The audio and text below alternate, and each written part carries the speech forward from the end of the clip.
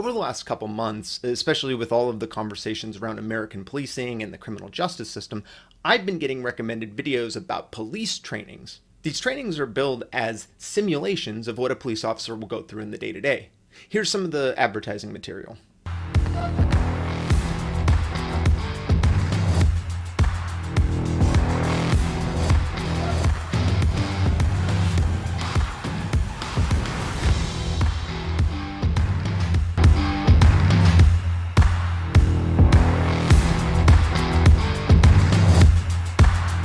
There's a twist on these videos that I found a lot as well, which is reporters and civilians going through the same type of training.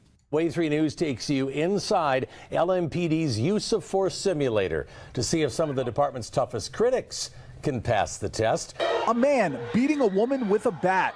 You're the police officer. What would you do? Witness in a fraud case. Her husband barges into the kitchen, then pulls a knife. The way all these newscasts end is by summarizing that the day-to-day job of an officer is very hard and challenging, and that we should empathize with them for that. It's a reminder of the intensity of the challenge they face and the intensity of the training to try to be ready. But up close is a whole different perspective. I'll definitely be thinking differently the next time I cover one. Here, it's a tough job, and hopefully you have a little more perspective on it tonight. Now, when I watch these videos, they honestly left me with a lot of questions. For example, are these trainings actually putting cops through situations that are true to real life? When I say that, I don't mean like, are they impossible to imagine? Because they are all possible to imagine, but are they actually what an officer is going to see in the day-to-day? How often are they going to see situations like these? What specific actions are these trainings trying to encourage police to do? What's the deal with these news stories, and why don't they really answer any of those questions? And do other people watch these videos and get kind of confused like I do? If you read the comments, most of the people watching these videos seem to agree that they are a good representation and that they're a positive thing for people like myself who are civilians who have never been a cop before to go through in order to build that empathy for police. Hopefully the fact that I've never been a cop doesn't make you immediately dismiss my opinion. And for some of you wondering why Motorcycle Man is talking about cops, there's a lot of history to this. As a quick summary for those who are totally new here, I had a cop pull a gun on me a couple years ago, which I caught on my GoPro. The end result of that cop drawing a gun on me was that I didn't get a ticket. In fact, they actually paid me money because I sued them, and I won.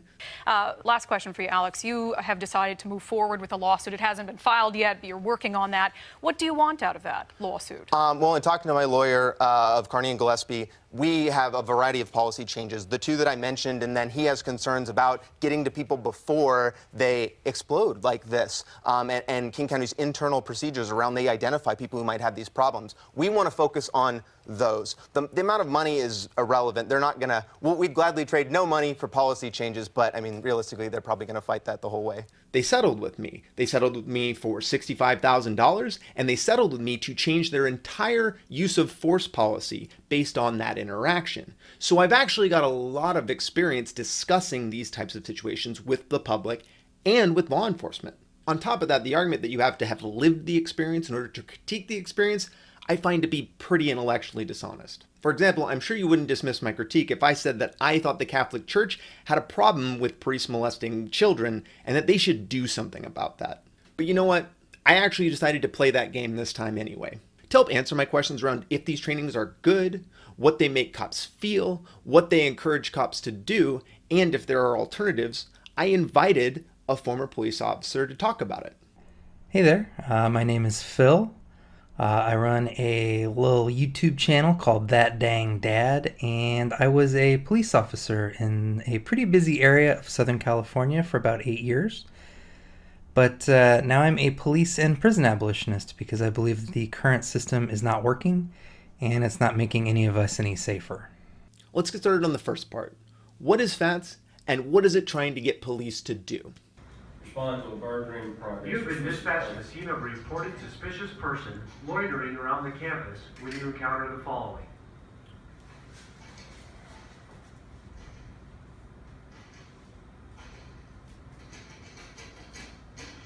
Sir, I need you to step away from the door.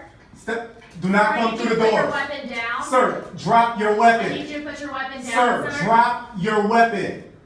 Drop your weapon.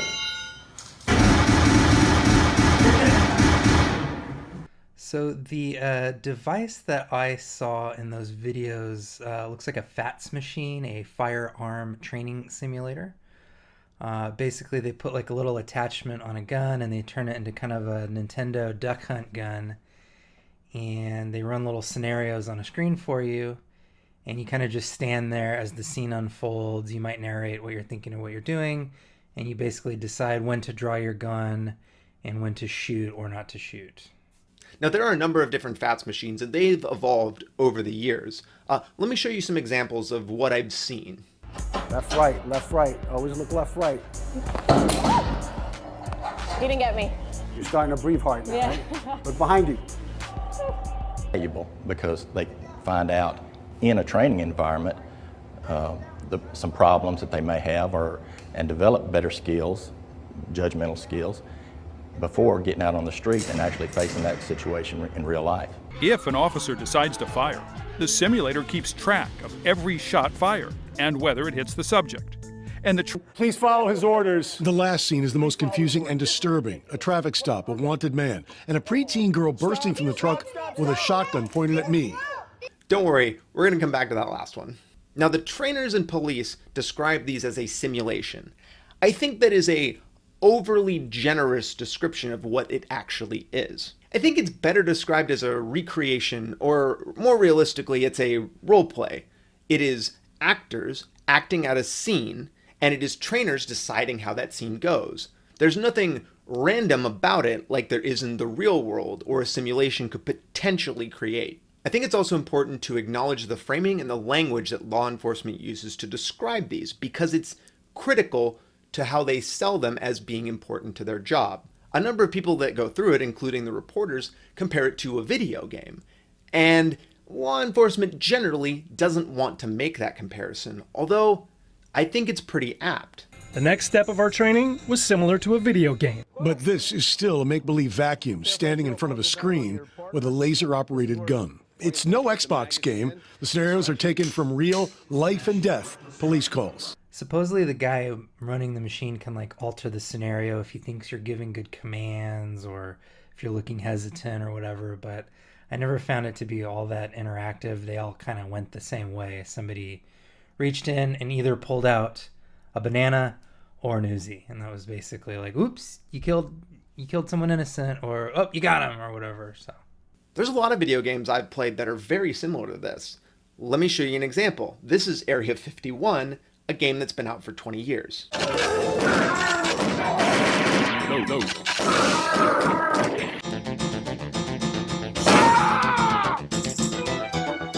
There are common themes in these FATS trainings.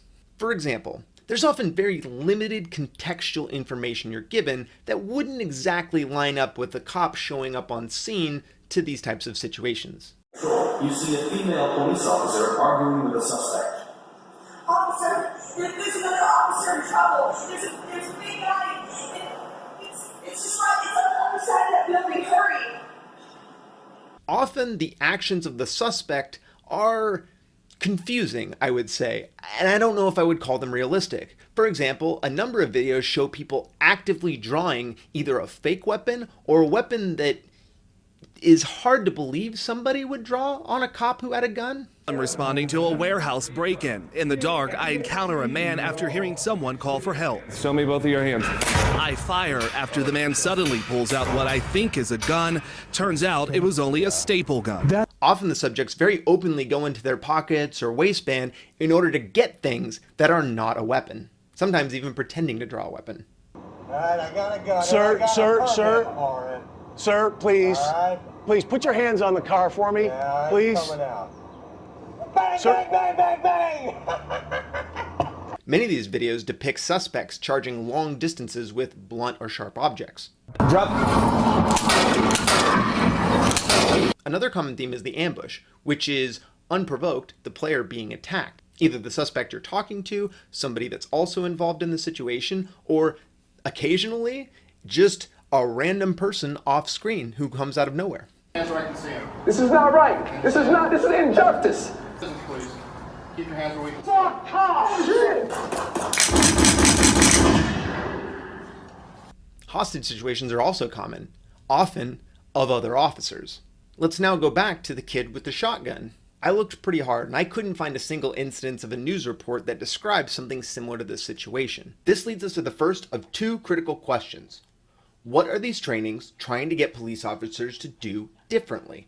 The central theme of these trainings is that police officers are always moments away from a life or death situation, and so they should feel justified using lethal force at any time. The scenarios always felt kind of unrealistic to me. Like, first of all, the camera kind of forces you to stand in places that I wouldn't have stood in a real encounter. It forces you into unsafe places, it exposes you, and so it kind of forces you to be in a more dangerous scenario than you otherwise would have been. You know, it doesn't let you sneak up on people, doesn't let you take cover and give commands from cover. You're sort of forced to be out in the open, like the OK Corral, ready for a shootout. From my experience, both being in FATS training and also watching civilians go through it, is that it creates this kind of false narrative that any random person on the street might have a gun and might try to kill you at any time. It trains you to want to have your gun out the minute anyone is not complying with you, because your reaction speed will always typically be behind that of somebody who's already decided that they're gonna draw and shoot at you. You know, and in very rare cases, yes, some random person has just shot a cop for no reason, but it's just so unlikely, though. It's the vast minority of cases. And I would say that far more cops have accidentally gotten all amped up and shot an innocent person than have been ambushed by just some rando off the street. You know, most police officers never fire their gun on duty, but police training is obsessed with making sure that you're ready to shoot to kill at any given moment. Police training is much more afraid that you will fail to kill than they are that you'll kill the wrong person. This theme is reinforced in a variety of ways. The system itself isn't sophisticated enough to adapt to the officer's verbal commands in real time, so it reinforces the idea that verbal commands are not effective. They're taught to feel afraid of everybody that they interact with, see everything as a weapon that could be used against them, interpret anything less than full compliance as active hostility, escalate to lethal force quickly, and that it's okay to use lethal force with very little information about a situation. These reports also make it very obvious that these are unintuitive perspectives for the average person. Bang, bang, bang, bang, bang! Why did you make the decision not to shoot? I thought I saw he didn't have a gun. Okay. I thought I saw he didn't have a gun. My property!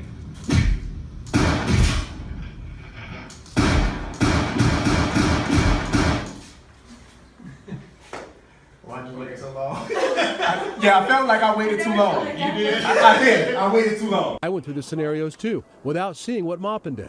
Do you have keys, or do you have anything to show me that? Don't worry about it. No, I need to talk to you. Come on out over here. Well, I'm dead.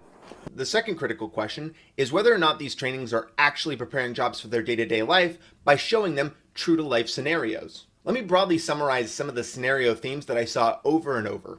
A violently intoxicated person attacking with either blunt, sharp objects or maybe even just their hands. Routine traffic stops where the suspect doesn't have anything like an active warrant or a stolen vehicle turning into violent shootouts. Hostage situations where the officer has to convince the suspect not to harm themselves or others. Other officers involved in the scenario being easily overpowered when attempting to use less than lethal force options. Ambushes, either by the suspect or often from somebody that's completely off screen who enters the scenario out of nowhere. Terrorists, often with explosives such as a suicide vest, although that's fallen out of vogue a little bit as we've moved farther away from 9/11 and we've kind of entered this school shooting era of like Newtown, for example. But what have we seen in the news lately? Hey, it's not so much, hey, just a cop writing regular traffic tickets.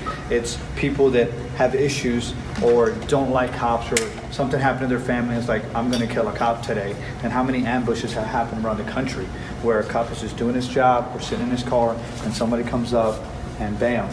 So, is this reality? Is this what cops are going to see in the day-to-day, or even ever in their careers? Jonathan Gilliam, former FBI and Navy SEAL, is my partner. And we should mention the reality is that most officers never shoot That's their absolutely guns, correct. right? You know, I would say FATS training is valuable for teaching people to draw guns quickly, to shoot to kill accurately, and not to second guess themselves when they've decided to kill. So if a society wants to produce deadlier police officers, then yeah, great, FATS is awesome for that.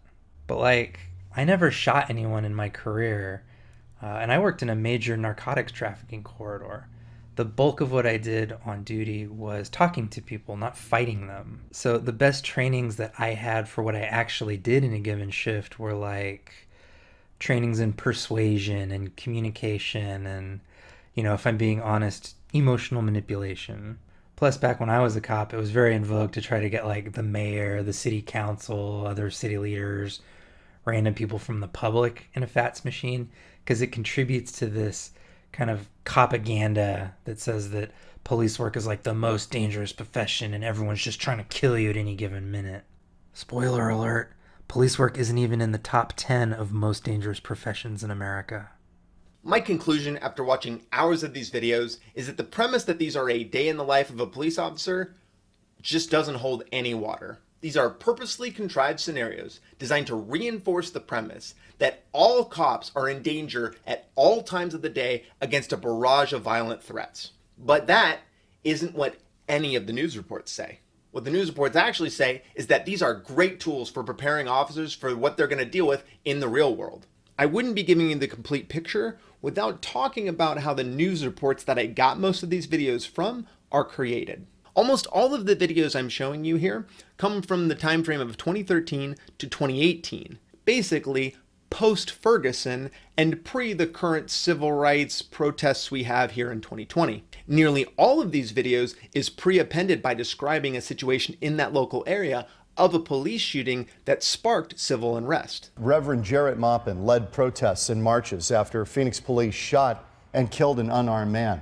In Chicago, in Minneapolis, unrest over the police shooting of a black suspect. In light of recent police shootings, including the death of Dylan Noble 3 weeks ago, we've heard a lot of criticism of law enforcement. In the wake of the public unrest, this is a tool that the local law enforcement uses to try to build support and empathy for their position in these shootings.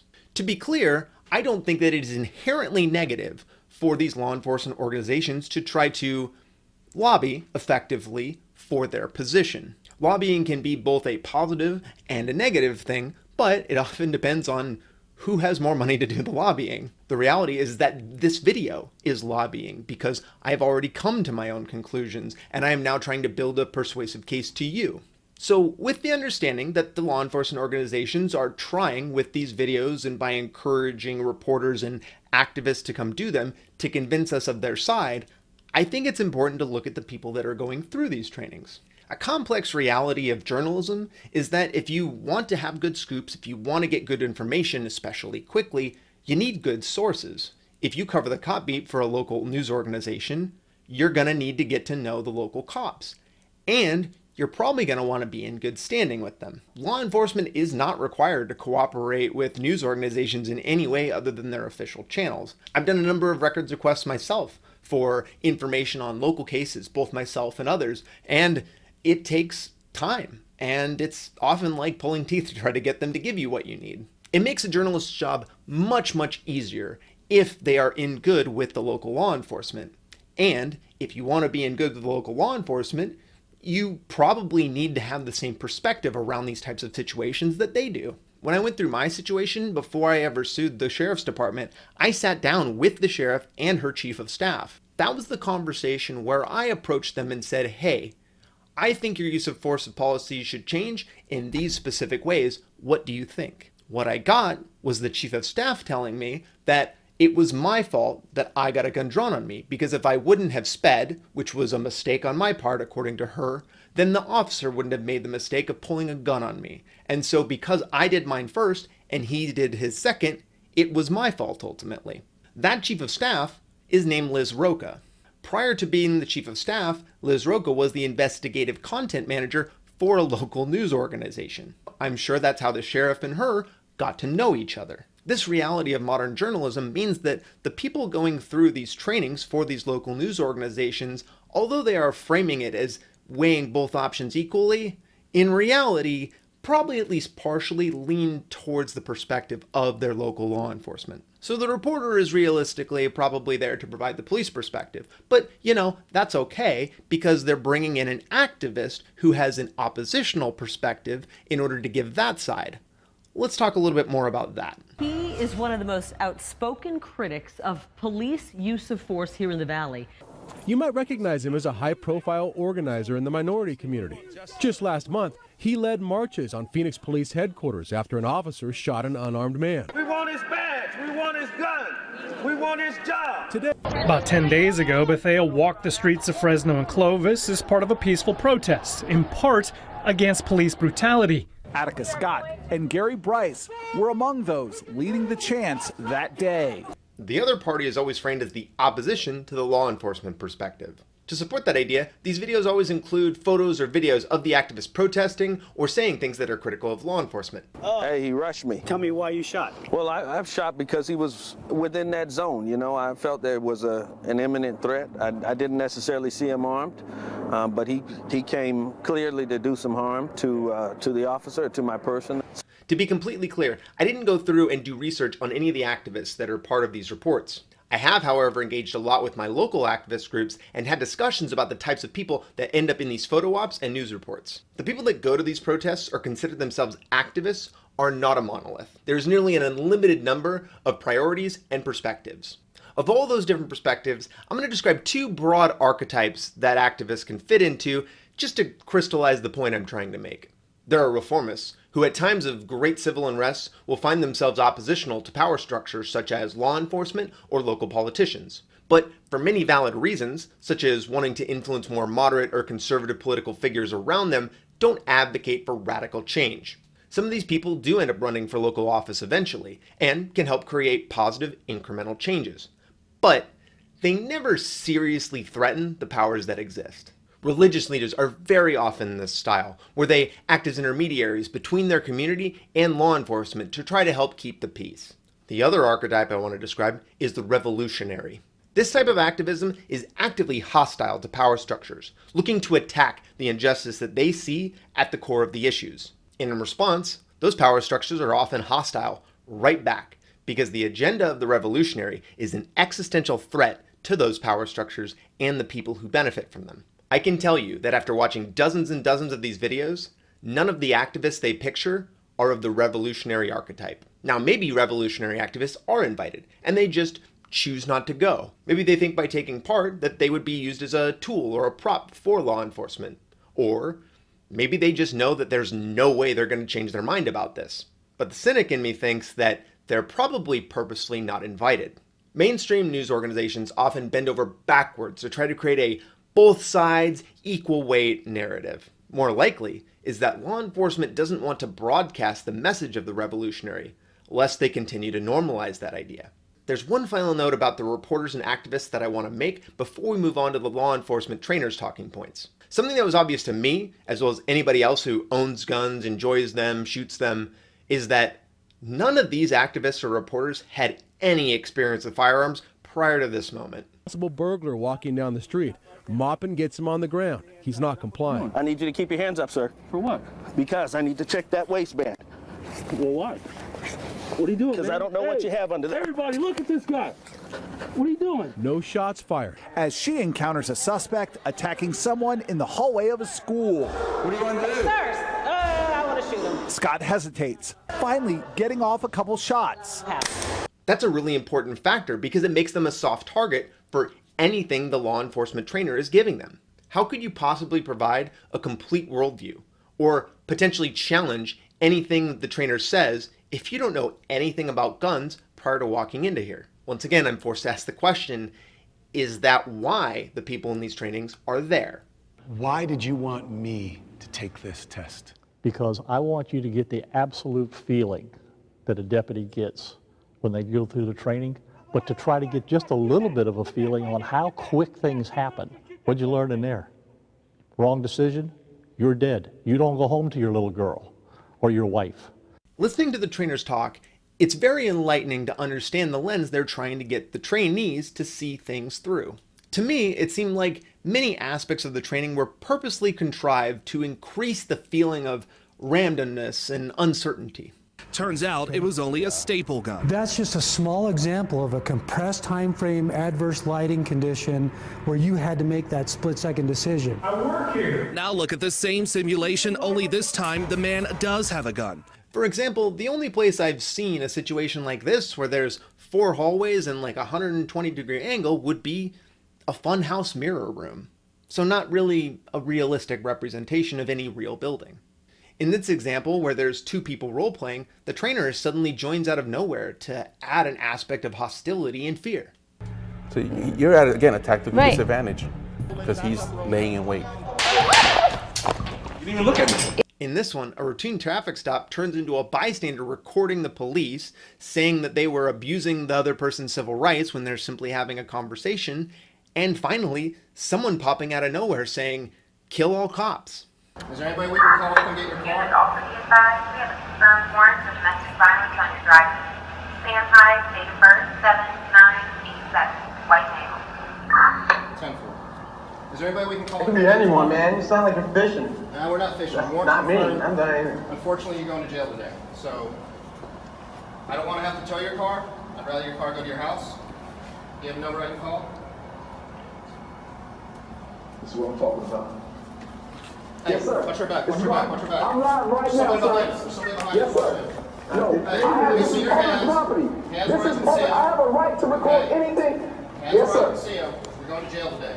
There's no Yes, ifs sir. or buts about it. No, that's You're fine. step That's back fine. over there.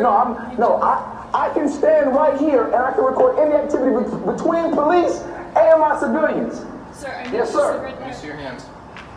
I'll step back. All right, keep them there. Yes, sir. No, Yes, sir. I'm still live. Hey, bro, I'm still live. Just stay in All the car. right? Keep your hands where I can see them. This is not right. This is injustice. Sir. I'll be quiet. Fine. You can keep filming, sir. That's fine. Just stay out of our business, please. Keep your hands where we can see Fuck off! Shit!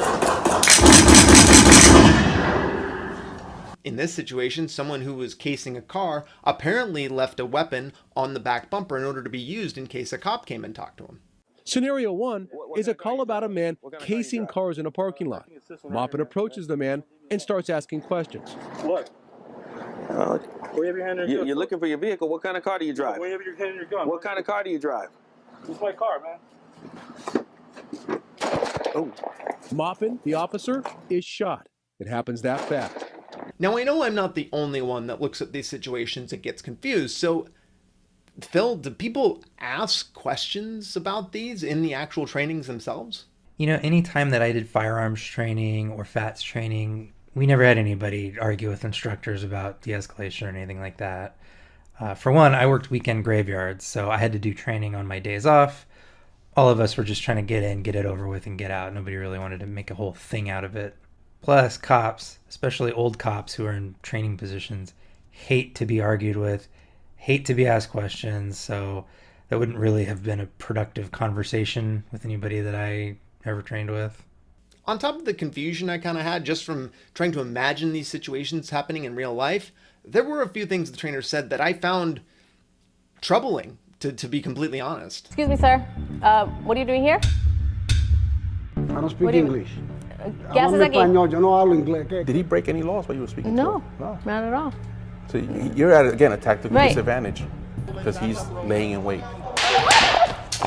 You didn't even look at me. It's an odd thing for me to hear, again, being a civilian, for a trainer to say that the fact that somebody isn't breaking the law is a cause for concern.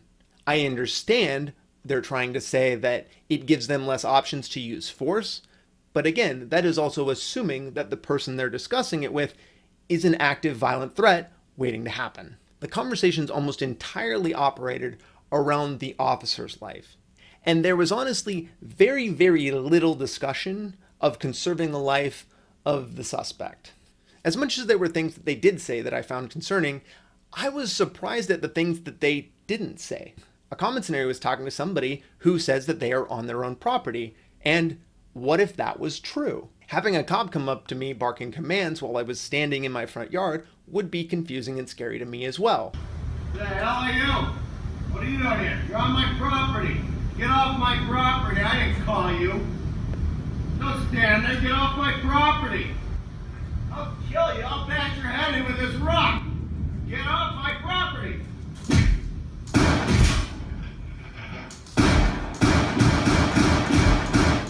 What about our Second Amendment right to have a firearm?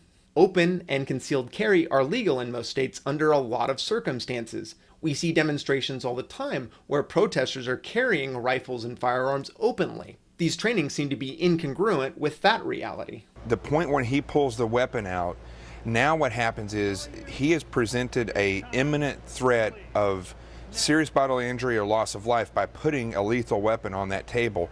So as soon as he put the gun on the table, I could have shot him? Sure, because action beats reaction all the time. There's often very little discussion about the suspect's personal safety, and if it does come up, it's always secondary to the police officer's safety. Bang, bang, bang, bang, bang! Why did you make the decision not to shoot? I thought I saw he didn't have a gun. Okay. I thought I saw he didn't have a gun. Once you made the decision he's here, there's no gun, by the time you realize, it may be too late. It's also important to understand that these reports and these trainings are going to be the absolute best foot forward for the law enforcement agency. I've never heard of a law enforcement agency requiring anything less than full control and approval of what the final outcome of these reports is. Because there are hundreds of thousands of police officers in our country, there's probably at least thousands of different trainers teaching slightly modified versions of this. I get concerned when I see so little discussion of suspect civil rights, because if they're not doing it in a training environment, it's definitely not happening in the real world. I find it very interesting seeing how the conversation changes when the trainer is discussing it with a police officer compared to when they're discussing it with a civilian. Face my first scenario. Neighbors come to me about the man next door. He has a knife. He's drunk, and his temper is boiling over. Drop the knife and the beer. You got it wrong, pal. Put it down. In this scenario, he does drop the knife and the beer, but he keeps coming at me in a threatening way. Gosh. Come on. Hey, calm down. Calm down. I didn't see a reason to shoot. And this is a gray area. I'm on the other guy's property, and he is no longer armed. If I pull the trigger, I might get charged with homicide. The reasonable thing to do might be to return to my property. I mean, he never made any kind of overt move towards you. Right. But how many people would see the knife and just think, oh, knife, gun, gotta shoot? Now, it's interesting to see how much more emphasis there is on the legality of the shooting and ensuring that you're considering other options prior to going to lethal force. You're on my property. Get off my property. I didn't call you. Don't stand there. Get off my property. I'll kill you. I'll bash your head in with this rock. Get off my property.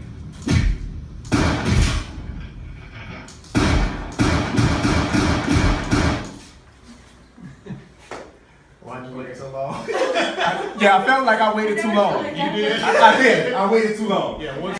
After watching hours of these videos, researching police use of force policies, and discussing the trainings with people who have various levels of law enforcement experience, there is a central philosophy that these trainings are trying to impart. Although it is never explicitly stated, the philosophy that these trainings are looking to give people is that a law enforcement officer's life should be prioritized over anything else. One thing I heard over and over again from that training supervisor was, are you going to make it home to your family, or are they going to make it home to their family? That is something officers deal with. Given that law enforcement agencies are funded by our tax dollars to create jobs that exist because we, the civilians, have decided that that is a function that we want to have in our society, I think it's reasonable that we get to have a say in how they perform that function. I think it's pretty clear that these trainings are not actually doing a good job giving police examples of what they will actually see in real life, but let's just set that entirely aside and pretend that that's not an issue and that these are in fact reality.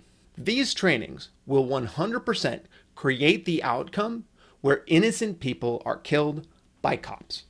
And this brings us to an uncomfortable but critical question. Do we as a society want to prioritize a cop's life over the lives of those that they interact with?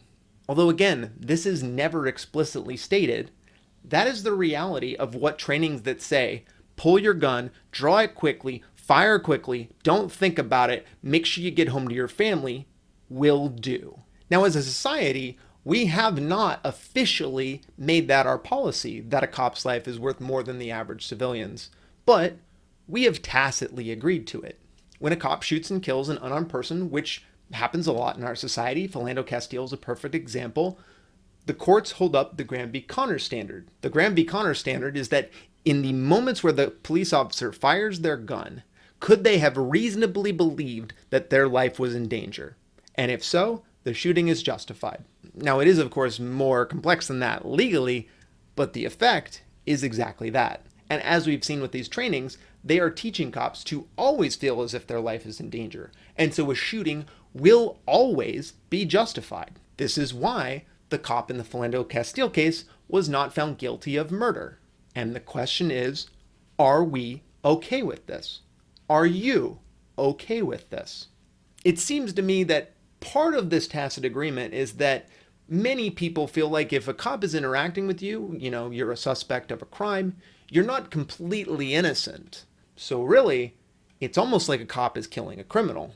And of course, yeah, a lot of the people that cops interact with have committed a crime. Hopefully I don't have to convince you that every crime is not the same on a moral or ethical level. Occasionally, cops do interact with people who commit violent offenses, like murder. Often, a violent offense isn't quite murder. It's domestic abuse. It's a bar fight. However, the vast majority of crimes that lead people to interact with a cop are misdemeanors or infractions. Things like drug crimes or a speeding ticket. The American justice system sells itself as fair because everybody gets their day in court. It's literally your constitutional right, specifically the Sixth Amendment. The idea that Americans were entitled to their lives was so important that it was placed into the Declaration of Independence. Life, liberty, the pursuit of happiness.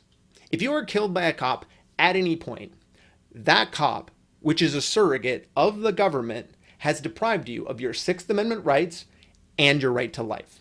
And at this point, we have delegated the decision of whether a cop can deprive you of those rights to the police themselves.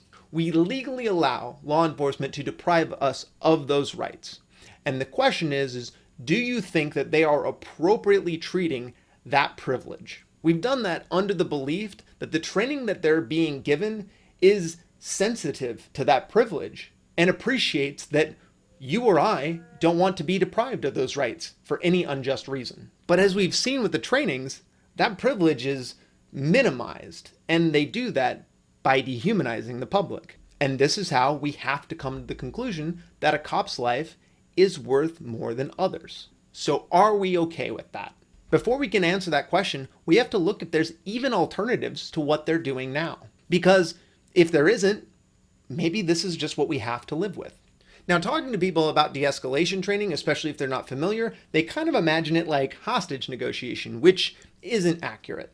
Assuming you watch my previous videos and so are super familiar with these FATS trainings, listen to the difference in how de-escalation training is described by the trainers. Our whole goal when we go to a scene and we have some high stress situation is for absolutely everyone to go home safely. We teach officers that time and distance are our friends because so much of police work does involve communication and accurate communication with people that we feel like it's a subject that we need to reinforce continually. This is every officer's worst nightmare for the suspect to get here. All right, to this level of aggression to where, heaven help us, we would have to engage in deadly force. Everything that we're focusing on as an organization is to avert that ultimate act.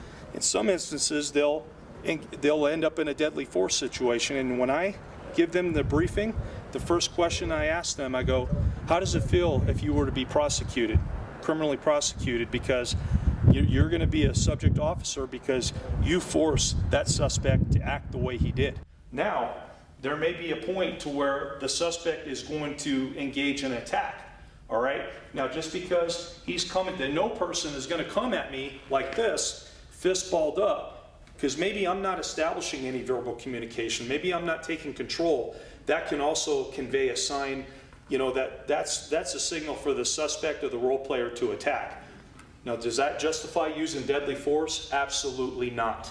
All right, so what we're looking for is for them to create that distance, go to a less than lethal option, all right, and do everything in their power to use the least amount of force necessary to control that situation. Staff Sergeant Scott Murray is in charge of use of force training, which includes extensive work in de-escalation tactics and calls where mental illness might be a factor. Where it's a critical incident, it's very tunnel vision. We're trying to get so the officer can get their thought process, their breathing down, to look at the whole picture. People who have mental illness come in and they explain, okay, I have schizophrenia or I have something else.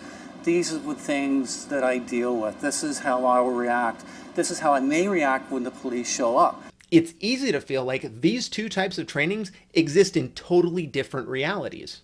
The FATS trainings sound like they're out of a world that's like an 80s or 90s action movie, aka RoboCop or Judge Dredd.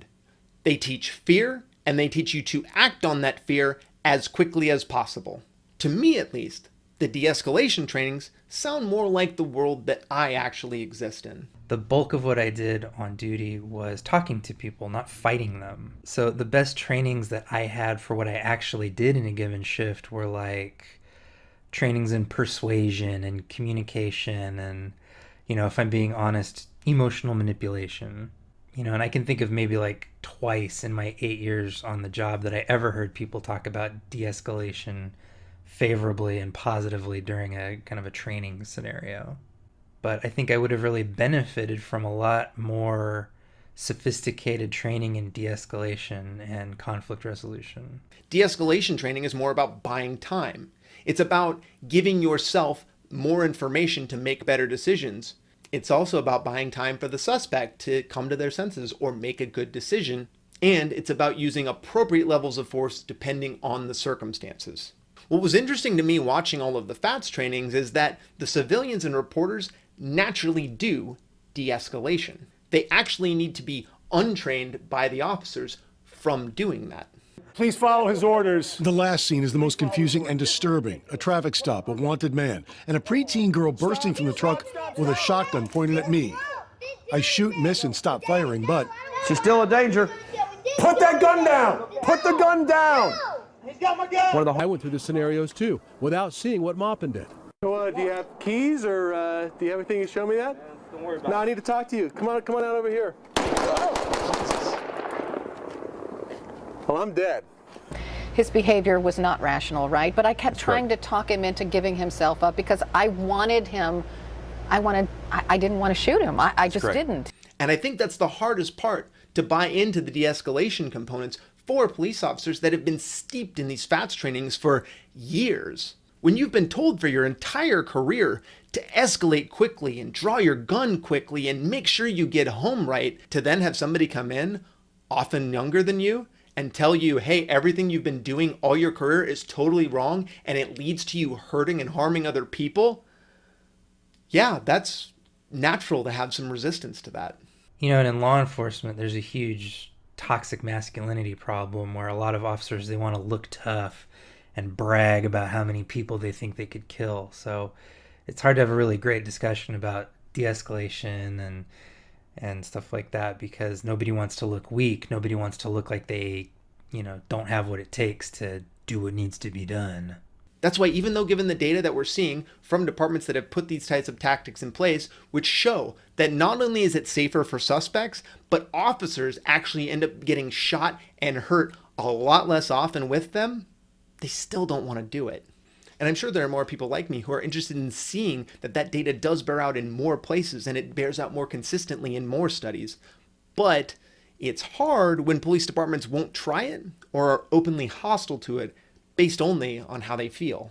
More often than not, police officers and police departments are amplifying misinformation about what de-escalation training actually is. Part of that misinformation, and it could be sincere confusion, is how programs like Campaign Zero get caught up in discussions around defunding or abolishing police departments. A common argument I see against it is that police departments have trouble coming up with more money, and if you don't want to give money to the cops, they can't pay for de-escalation training. Another cost that de-escalation training has is that often a lot of the tactics are about bringing more officers into a situation, not only because it makes the other officers feel safer, but because it encourages suspects to comply. So the argument from these law enforcement agencies is that if you want them to even consider doing it, you need to give them more money for the training and for the officers. But that's not the argument activists are making. They're not saying do more with less. They're saying reallocate what you have.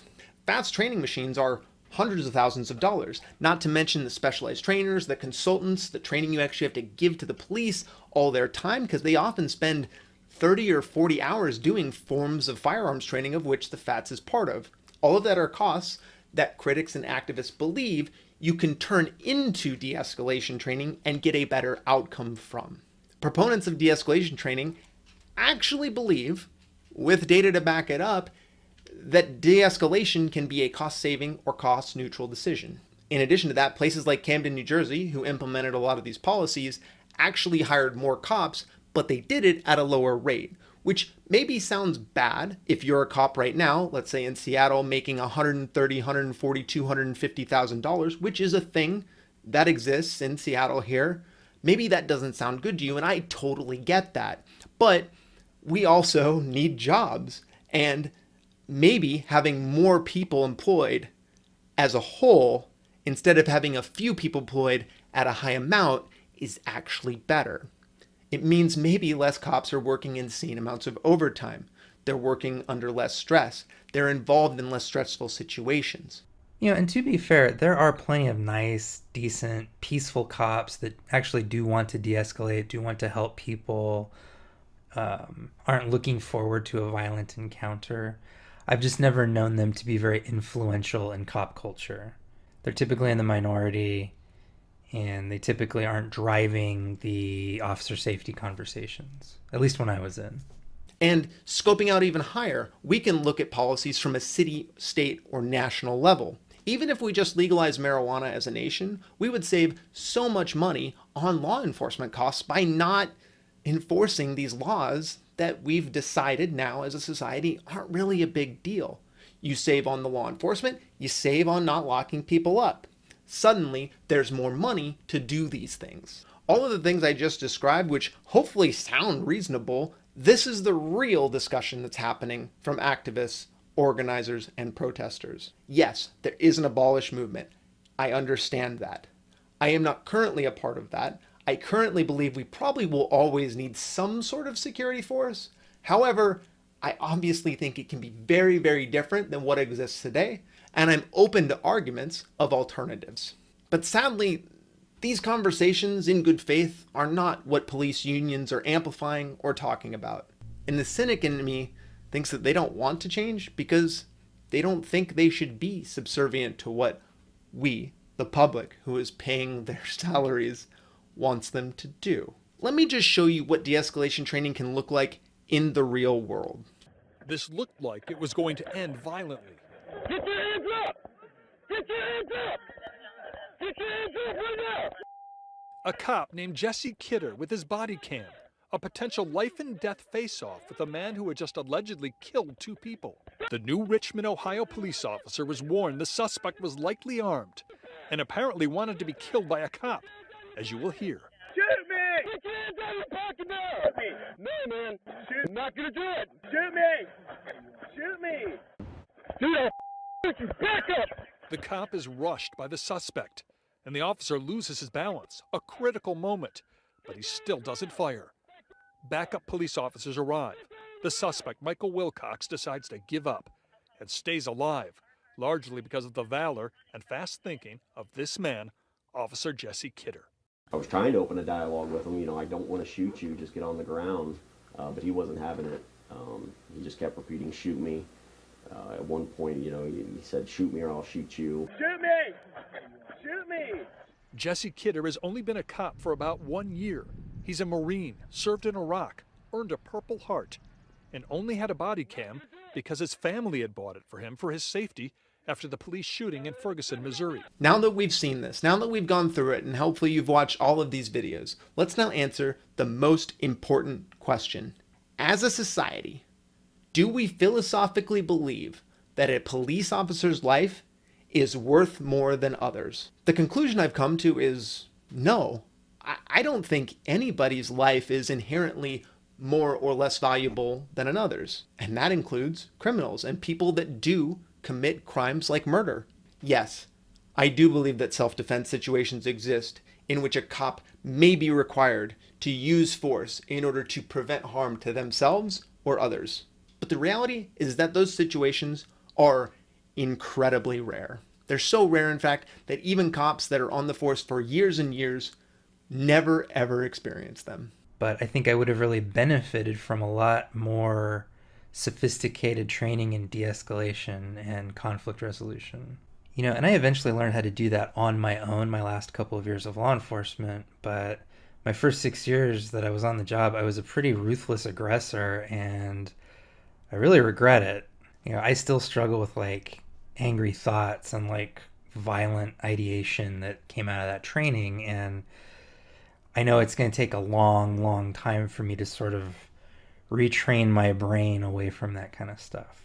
So yeah, in my opinion, there needs to just be like a total overhaul of police training from top to bottom, from academy to veterans, that emphasizes community care, lending a helping hand to people who are in crisis, and use of force as a very last and not prestigious resort. I mean, I'm just telling you from experience, none of us are safer because a whole bunch of cops are ready to shoot first, shoot fast, and not ask any questions.